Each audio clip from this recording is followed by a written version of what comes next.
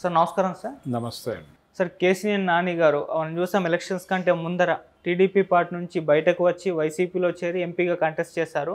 తమ్ముని చేతిలోనే ఓడిపోవడం చూసాం. అయితే ఇప్పుడు ఒక ట్వీట్ చేశారు, ప్రత్యక్ష రాజకీయాల నుంచి కంప్లీట్గా తప్పుకుంటున్నాను అని చెప్పారు.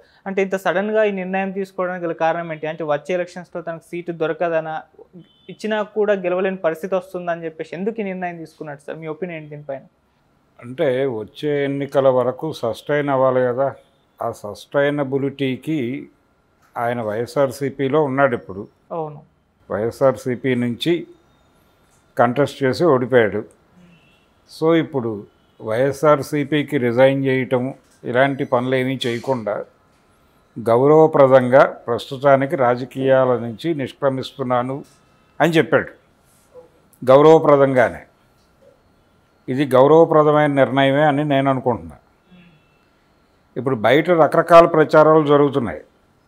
వైఎస్ఆర్సీపీ నుంచి గెలిచినటువంటి 4 ఎంపీలు వాళ్ళు బీజేపీకి వెళ్ళిపోతారు, అలాగే ఈ 11 మంది ఎమ్మెల్యేలు బీజేపీకే పెడతారు, లేకపోతే జనసేనలో చేరతారు.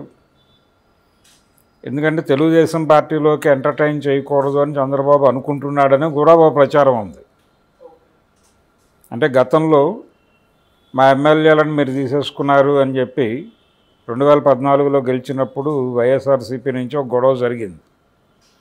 సో అది పునరావృతం కాకుండా ఉండటం కోసం ఆయన కూటమిలో ఉన్నటువంటి ఇతర పార్టీల వైపు వీళ్ళని డైవర్ట్ చేసేటువంటి అవకాశం ఉంది అనే ప్రచారం ఒకటి జరుగుతోంది. ప్రధానంగా ఎంపీలకు సంబంధించి అయితే బీజేపీలోకి వెళ్ళిపోతారు అనే ప్రచారం జరుగుతోంది. తప్పేమిటి వెళ్ళిపోతే? ఇప్పుడు గతంలో 2019లో టీడీపీ ఘోర పరాభవం పొందిన తర్వాత 23 సీట్లకు పడిపోయిన తర్వాత ఎంపీలు సుజనా చౌదరులు వీళ్ళందరూ బీజేపీ తీర్థం పుచ్చుకున్నారుగా. అప్పుడు లేని ఇబ్బంది ఇప్పుడు ఎందుకు వచ్చింది? అప్పుడు ట్రోల్ అయింది, ఇప్పుడు ట్రోల్ అయింది. అప్పుడు ట్రోల్ చేసిన వాళ్ళు ఒకళ్ళు, ఇప్పుడు ట్రోల్ చేస్తున్న వాళ్ళు ఒకళ్ళు. సో ఓడిపోయిన తర్వాత పార్టీలు ఫిరాయించటం అనేది సహజంగా జరిగేది. అంటే తమని కాపాడుకోవటానికి, అలాగే తమ నియోజకవర్గాల ప్రజల్ని ప్రజలకి వాళ్ళు ఇచ్చినటువంటి పర్సనల్ హామీలను నిలబెట్టుకోవడం కోసం కూడా పార్టీ మారటం వలన కొంత ప్రయోజనం ఉంటుంది. అంటే పర్టికులర్గా అధికార పార్టీతో ఉంటే కొంత బెటర్ సర్వీస్ చేయవచ్చు అనే ఉద్దేశంతో వీళ్ళు పార్టీలు మారుతున్నట్టుగా చెప్తారు. కానీ పైకి రక్షణ దొరుకుతుందనే ఉద్దేశమే. ఇక్కడ టార్గెట్ అవుతాం కాబట్టి టార్గెట్ కాకుండా తప్పించుకోవటం కోసం అధికార పార్టీలోకి దూకేస్తారు. ఇది ప్రోగ్రాం.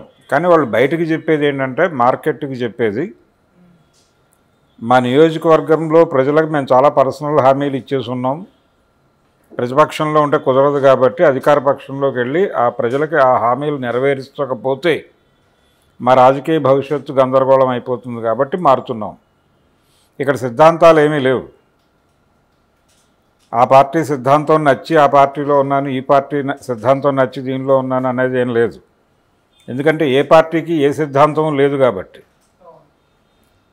వైఎస్ఆర్సీపీ జగన్మోహన్ రెడ్డి అయినా, లేకపోతే చంద్రబాబు నాయుడు టీడీపీ అయినా, లేకపోతే రాహుల్ గాంధీ గారు కాంగ్రెస్ అయినప్పటికీ, నరేంద్ర మోడీ గారు బీజేపీ అయినప్పటికీ వీళ్ళందరూ ప్రపంచ బ్యాంకు విధానాలని మాత్రమే అమలు చేయాలి. LPG liberalisation, privatisation and globalisation. LPG పరిధి దాటి ఏ నిర్ణయం తీసుకునే పరిస్థితి భారతదేశంలో ఏ రాజకీయ నాయకుడికి లేదు. ఎల్పీజీని కాదని నిర్ణయం తీసుకునే రాజకీయ నాయకుడు ఎవడు భారతదేశంలోనే లేడు. కాబట్టి వీళ్ళు ఎవరు పరిపాలించినా అదే పరిధిలో ఉంటుంది. మీరు చంద్రబాబు పరిపాలన తీసుకోండి, లేకపోతే జగన్మోహన్ రెడ్డి పరిపాలన తీసుకోండి, కేసీఆర్ పరిపాలన తీసుకోండి, రేవంత్ రెడ్డి గారి పరిపాలన తీసుకోండి, వాళ్ళ ఎల్పీజీ పరిధి దాటి వెళ్ళరు. కాకపోతే దానిలోనే గేమ్ ఆడతారు, ఆ పరిధిలో గేమ్ ఆడతారు.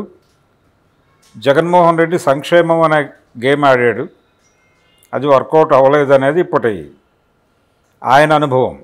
ఇది ఒక అనుభవంగా తీసుకుంటుంది పొలిటికల్ పార్టీసు దీన్ని ఒక అనుభవంగా తీసుకుని రికార్డు చేసుకుంటాయి. అంటే కేవలం సంక్షేమం కుదరదు, సంక్షేమంతో పాటు ఇంకేదో జోడించాలి. అంటే జగన్మోహన్ రెడ్డి ఏం చేశాడు, సంక్షేమం పేరు చెప్పి మిగిలిన నాటికి డబ్బులు ఎక్కడ ఉన్నాయన్నాడు. మొత్తం డబ్బులు మీకే ఇస్తున్నాను కదా అన్నాడు. అంటే వాళ్ళు ఇచ్చిన డబ్బులు వాళ్ళకే ఇచ్చి మీ డబ్బులు మీకు ఇస్తున్నాను కాబట్టి నాకు ఓటేయండి అన్నాడు ఆయన. ఈ సిద్ధాంతం ఫెయిల్ అయింది అనే ఉద్దేశంతో దీనికి ఇంకేదో యాడ్ చేయాలనేది ఇప్పుడు పరిశోధనలు జరుగుతున్నాయి. సో పార్టీలు మారటము, వీళ్ళేదో పెద్ద సైద్ధాంతిక నిబద్ధత ఉన్నటువంటి నాయకులు అనుకోనక్కర్లేదు, మారొచ్చు కూడా. అవినాష్ రెడ్డి బీజేపీలోకి పోతాడని ప్రచారం జరుగుతోంది, కేసులు తప్పించుకోవటానికి అంటున్నారు. తప్పించుకోవటానికి కూడా కావచ్చు. ఎందుకు జగన్మోహన్ రెడ్డి ఎన్డీఏకి సరెండర్ అయి ఉన్నాడు? ఎందుకు చంద్రబాబు నాయుడు ఇండియా కూటమి వైపు వెళ్లకుండా ఎన్డీఏతోనే ఉన్నాడు? వాళ్ళు ప్రయత్నం చేశారు కదా, నితీష్ కుమార్ని చంద్రబాబుని తీసుకుని ఆల్టర్నేటివ్ గవర్నమెంట్ ఇవ్వాలి ఈసారి భారత ప్రజలకి అని ప్రయత్నం జరిగిందిగా. ఎందుకు వీళ్ళిద్దరూ అటువైపు తల తిప్పలేదు? ఎందుకు తిప్పలేదు అంటే చాలా స్పష్టంగా వీళ్ళ లింకులో ఉన్నారు. కేసీఆర్ ఎందుకు ఇక్కడ పూర్తి స్థాయిలో పార్లమెంట్ ఎన్నికల్లో బయట నిలబడ్డాడు అంటే డిజైన్డ్ ప్రోగ్రామ్ జరుగుతోంది. ఆ డిజైనింగ్లో భాగంగానే ఎవరైనా ఎటైనా వెళ్తారు. ప్రతి ఒక్కడికి లింకేజీలు ఉన్నాయి. ఆ లింక్ ఎక్కడ కదిలించి ఎవరిని ఇబ్బంది పెడతారో అనే భయాలు అందరికీ ఉన్నాయి.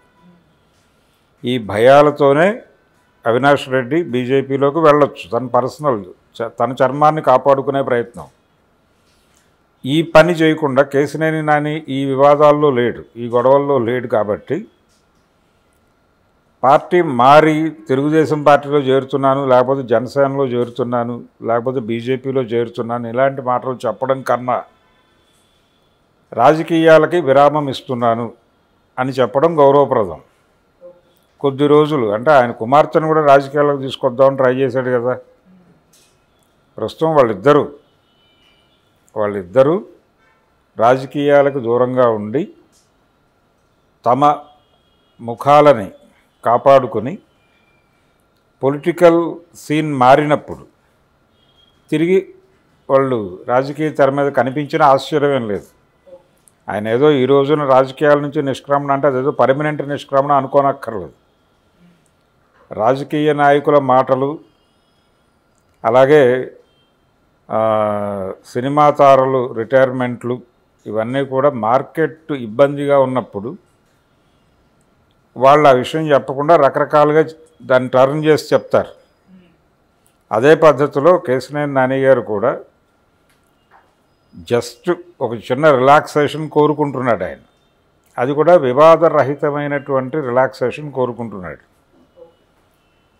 ఇప్పుడు ఆయన రాజకీయాల్లో నుంచి తప్పుకుంటున్నాను అని చెప్పడం ద్వారా వైసీపీకి రాజీనామా చేస్తున్నాడా? ఇప్పుడు చిరంజీవి నేను రాజకీయాల్లోంచి తప్పుకుంటున్నాను, సినిమాల్లోకి వెళ్ళిపోతున్నాను అన్నాడు. కాంగ్రెస్ పార్టీకి రిజైన్ చేయలేదుగా. అలాగే కేసినేని నాని కూడా నేను రాజకీయాల్లో ఉండను అని చెప్తున్నాడు, కానీ వైఎస్ఆర్సీపీకి రాజీనామా చేశాడా? లేదు కదా. రేపు పొద్దున ఈ 5 సంవత్సరాల తర్వాత చంద్రబాబు నాయుడు పరిస్థితి గందరగోళం అయితే ఆల్టర్నేటివ్ ఏమిటి ప్రజలకి? వైఎస్ఆర్సీపీ అయితే తను రెన్యువల్లో లేకపోతే మళ్ళీ నమోదు చేసుకోవటం అనే కార్యక్రమం అక్కర్లేదు కదా. ఇదే కథ నడుస్తుంది అక్కడ. అందుకని చాలా తెలివిగా రాజకీయ సన్యాసం ప్రకటించాడు.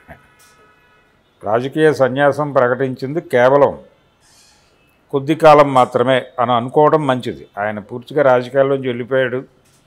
కేసినేని నాని అనేవాడు ఇంకా పొలిటికల్ ఏరియాలో కనిపించడు అనుకోవడం భ్రమ. ఓకే. ఎప్పుడైనా సరే అవకాశం దొరికితే ఆయన తిరిగి పునరుత్థానం చెందుతాడు.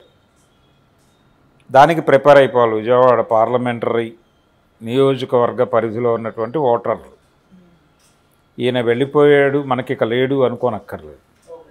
ఆయన ఏ క్షణంలోనైనా మళ్ళీ తిరిగి వాళ్ళ కళ్ళ ముందుకు వచ్చి ఓట్లు అడిగే ప్రమాదం ఉంది.